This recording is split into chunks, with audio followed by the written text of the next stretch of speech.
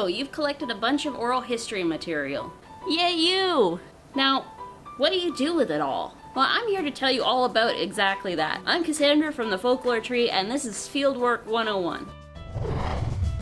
Depending on the agreement that you made with your informants before you did your interview, you probably have three main options. Since this is something that you have to discuss with your informant before you do your interview, it's best to plan ahead of time what you want to do with the recording when you're done with it. If your informant requests that you destroy the recording after you're done using it for your research, then that's what you have to do. Sorry, I know it kind of sucks to have to do that, but that is an option that you have to give your informant so that they can best decide how to protect their own privacy and that of their family if they need to. You can also choose to keep the recording yourself and store it somewhere safe in case you want or need to use it again. Electronics do malfunction or break sometimes though, so if you decide you might want to use your recording again someday, it's best to back it up in multiple places, like flash drives and CDs, instead of keeping only one file on your computer or your phone. Your third option is to look into donating it to your local archive. That way, if somebody else wants to use it to do their own research, they can. Archives also have high standards for requesting the wishes of their donors and informants. If you or your informant don't want anybody to be able to access that recording for a few years or to use it for anything they might publish,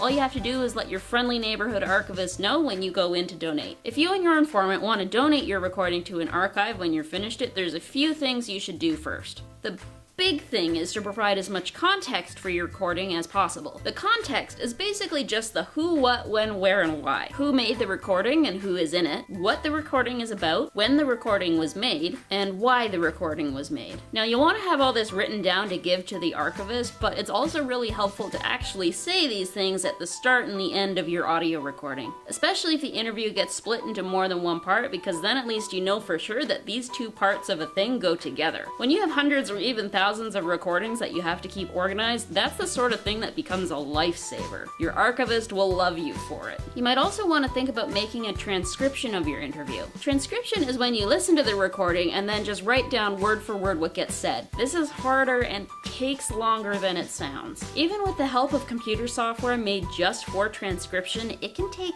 hours. If you aren't required to transcribe your interview and you really don't want or need to do it, then it might not be worth spending the time and energy on it. However, having a transcription available will make your recording a lot more accessible to more people who might want to use it, like people who speak a different language than you, or people who might be hard of hearing. If you don't want to do a full transcription though, you could think about doing a tape log instead. A tape log is when you listen to the interview and make a note of what subjects get discussed at what times during the recording. For example, 5 minutes into the recording, you might discuss what life was like for fur traders in rural Labrador, and then at 10 minutes you might discuss what Labrador was like during World War II. Both transcriptions and tape logs help make recordings that much easier for archivists to deal with. Either way, you'll have to listen to your interview and you're probably going to spend the whole time thinking, is that really what my voice sounds like? Don't worry, it happens to all of us. Now, not every archive is going to be able to keep every recording that's given to them. They just don't have the physical or digital space to do that. But they will eventually have somebody go over the recording you've donated and decide whether or not it fits well with the material that they have already collected. Some archives specialize in collecting material about certain topics, so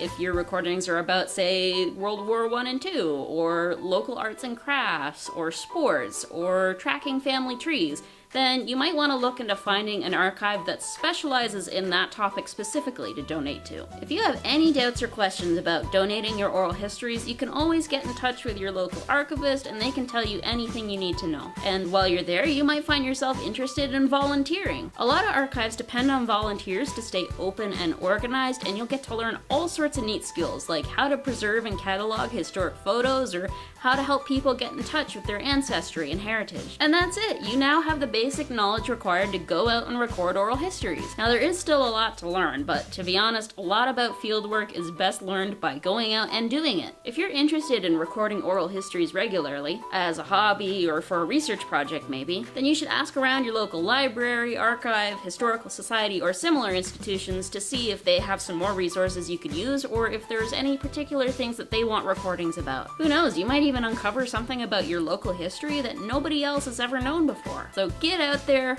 get recording, and never stop learning. Special thanks go to the Labrador Institute and the Labrador Heritage Society for sponsoring this series, and to you for watching. If you have any comments or questions, feel free to leave them in the comments section below or to send them to the Labrador Institute. You can find their contact information in the description box. Have fun making oral histories, and I will see you next time.